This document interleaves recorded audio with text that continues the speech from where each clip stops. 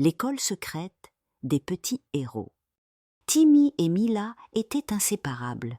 Ils jouaient aux super-héros dans leur cabane au fond du jardin, même quand il pleuvait. Mila avait une cape rouge cousue par sa mamie. Timmy portait un masque en carton. Un soir, ils trouvèrent une enveloppe dorée glissée sous la porte de la cabane. « Chère Mila et Timmy, l'école secrète des petits héros vous attend. Apportez un doudou, une cuillère et une chaussette propre. Rendez-vous à minuit pile. » Une porte faite de chaussettes géantes s'ouvrit devant eux. Mila éclata de rire. Timmy se pinça pour vérifier s'il rêvait.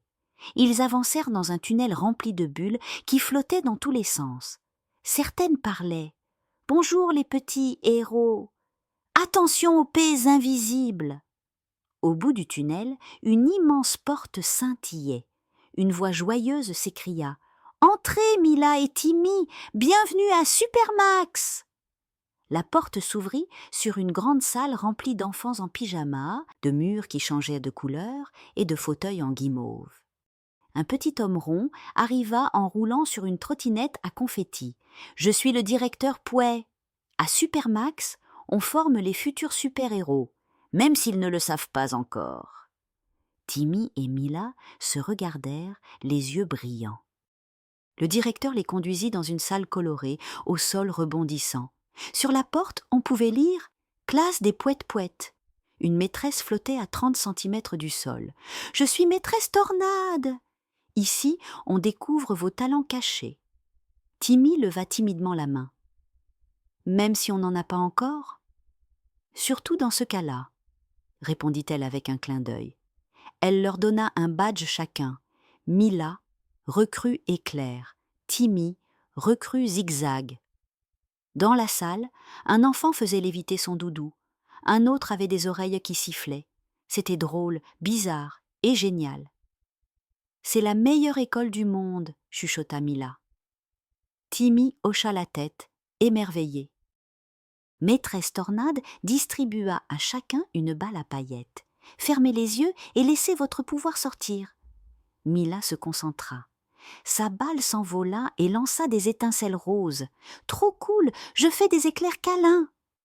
Timmy serra la balle. Il fronça les sourcils et pouf! Un petit nuage de fumée verte apparut. Tout le monde rigola. « Peut-être que je suis super puant, » murmura-t-il, un peu triste. Mais Mila lui tapota l'épaule. « Peut-être que ton pouvoir est encore endormi. » Maîtresse Tornade sourit. Tous les grands héros commencent quelque part. Timmy garda espoir. Après le déjeuner, des frites arc-en-ciel et du jus de licorne, le directeur Pouet monta sur un trampoline pour faire une annonce. « Ce soir, c'est la nuit des pouvoirs, une épreuve magique pour voir ce que vous avez dans le ventre ou dans les chaussettes. » Tous les enfants applaudirent, sauf Timmy. « Et si je n'ai toujours pas de vrai pouvoir ?» chuchota-t-il. Mila lui tendit la main. « Tu vas trouver, et même si tu fais juste un peu de fumée, je suis avec toi. » Timmy lui sourit. Mila était son pouvoir à elle toute seule. La cour de l'école s'était transformée en terrain d'épreuve. Des cerceaux flottaient dans les airs, des bulles géantes faisaient des parcours et un gâteau géant servait de trampoline. Chaque enfant devait passer une épreuve. Attraper une étoile bondissante, traverser un tunnel de vent ou parler aux grenouilles qui chantent. Mila fonça la première. Elle lança ses éclairs câlins et fit exploser une guimauve géante. « Bravo Mila !» cria maîtresse Tornade. Timmy, lui, avait les jambes qui tremblaient. Il s'avança doucement vers une pierre brillante au milieu du terrain. « Si je rate, au moins j'aurai essayé, » pensa-t-il. Timmy posa la main sur la pierre. Rien ne se passa. Puis, paf! Un énorme nuage de fumée verte jaillit. Tout le monde se mit à tousser et rigoler. Mais au milieu de la fumée, une forme étrange apparut. C'était une mini-créature fluo, avec 3 yeux et une cape rose. « Bravo, jeune héros !» Tu m'as libéré. J'étais prisonnier dans cette pierre depuis 100 ans. Tout le monde resta bouche bée. Maîtresse Tornade sourit. Eh bien, Timmy, il semblerait que ton pouvoir, c'est de révéler ce que personne ne voit. Mila sauta dans ses bras. Je t'avais dit que tu étais spécial. Le lendemain matin, Timmy reçut un nouveau badge. Timmy, révélateur d'invisibles. Le directeur Pouet leur offrit un chocolat chaud, des chaussettes propres et une médaille de courage en forme de cuillère. Vous avez brillamment passé l'épreuve, vous êtes désormais de vrais apprentis super-héros.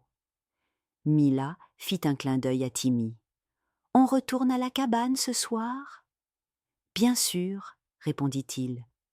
Mais cette fois, je prends 2 chaussettes. On sait jamais. Et ils repartirent tous les deux, main dans la main, prêts pour de nouvelles missions secrètes.